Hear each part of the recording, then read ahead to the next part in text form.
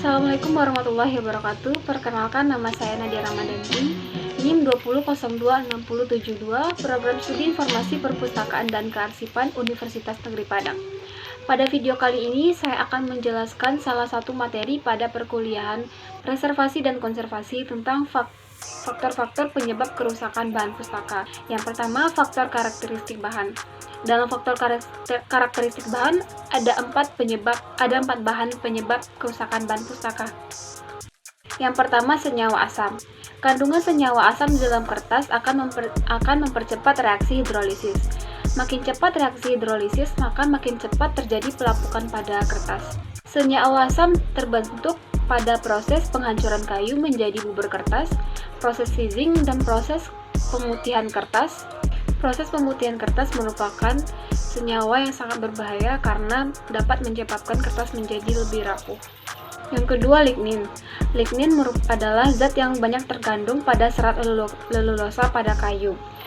Zat lignin dapat menyebabkan kertas menjadi kecoklatan dan kertas menjadi lebih rapuh. Yang ketiga, tinta.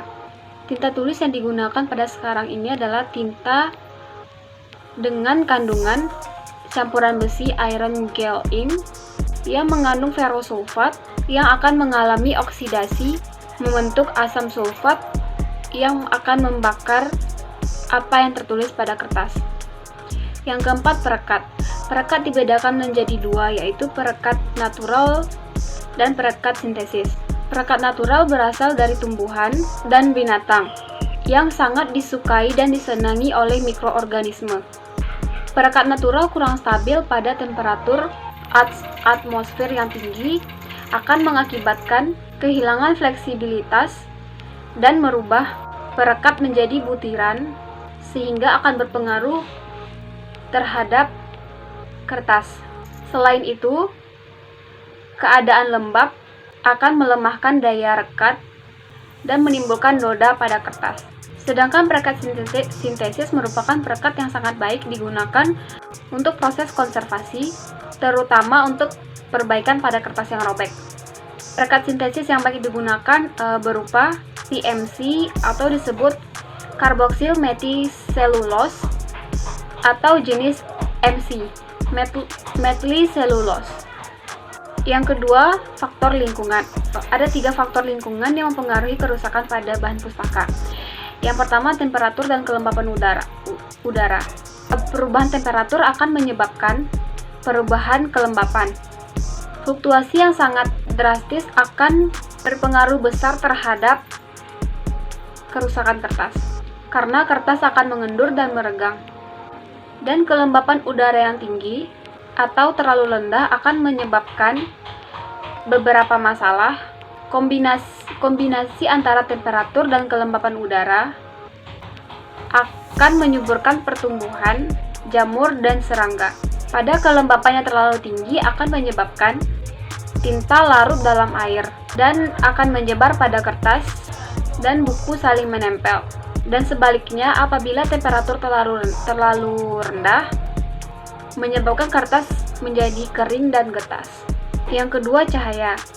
Cahaya akan mempercepat oksidasi dari molekul serat selulosa sehingga rantai ikatan kimia pada serat selulosa akan terputus.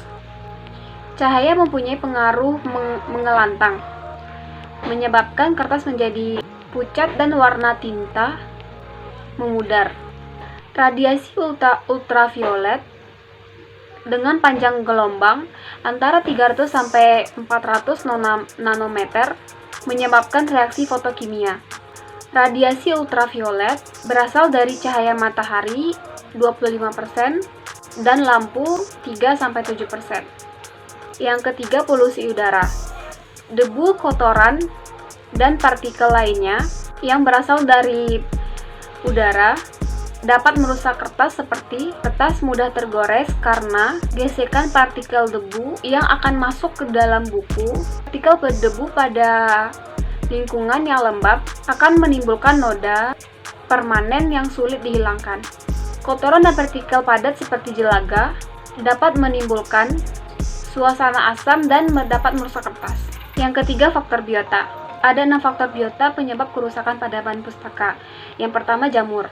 Jamur dapat menyebabkan kerusakan yang sangat serius pada bahan pustaka, karena dapat merubah warna kertas dan menyebabkan kertas menjadi rapuh. Pada kondisi tertentu, jamur akan tumbuh pada permukaan kertas. Akarnya mengeluarkan enzim yang dapat larut ke dalam serat selulosa kertas, yang menyebabkan kertas menjadi asam dan rapuh. Yang kedua, serangga. Serangga seperti silverfish dapat ditemui pada buku-buku yang jarang digunakan. Silverfish dapat merusak jilid buku, permukaan kertas, perekat pada jilidan, dan sebagainya.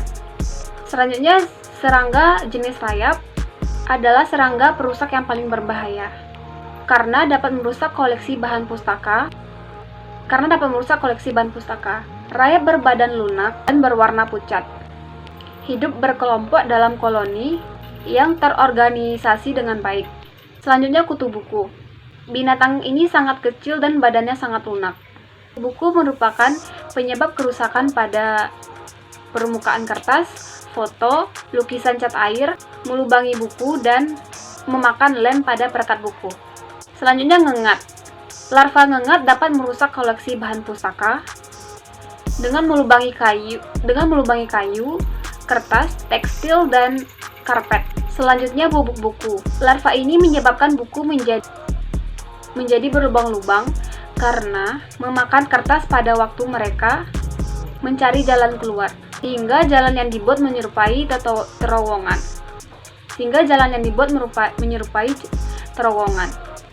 Selanjutnya, kecoa.